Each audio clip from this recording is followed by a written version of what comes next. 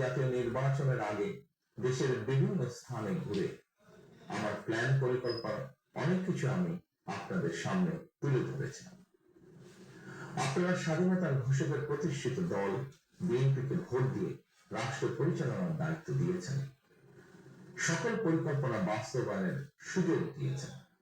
এখন এই সুযোগকে কাজে লাগিয়ে সকল অঙ্গীকার পূরণ করার দায়িত্ব বিএনপি সরকারের।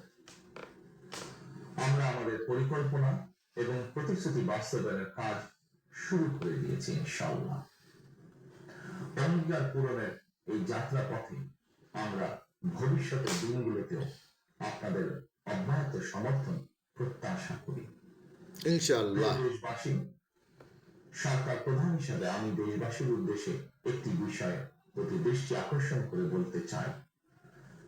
নবগঠিত সরকার গঠনের সুযোগ দিতে যারা বিএনপিকে ভোট দিয়েছেন কিংবা দেননি অথবা কাউকেই ভোট দেননি, এই সরকারের প্রতি আপনাদের সবার সমান অধিকার।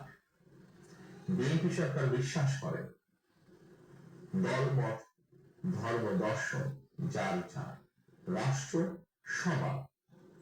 এই দেশে এই রাষ্ট্রে একজন বাংলাদেশী হিসেবে আপনার আমার আমাদের প্রতিটি বাংলাদেশী নাগরিকের অধিকার সমান। প্রিয় দেশবাসী, আল্লাহ আমাদের সবাইকে নিরাপদ এবং সুস্থ রাখুন। আল্লাহ আমাদের সকলকে ইতিবাচক পরিকল্পনাগুলো বাস্তবায়নের তৌফিক দিন। পবিত্র রমাদান মাস শুরুর শুভ লগ্নে আল্লাহর দরবারে এই নিবেদন রেখে আমার বক্তব্য শেষ করছি। আল্লাহ হাফেজ।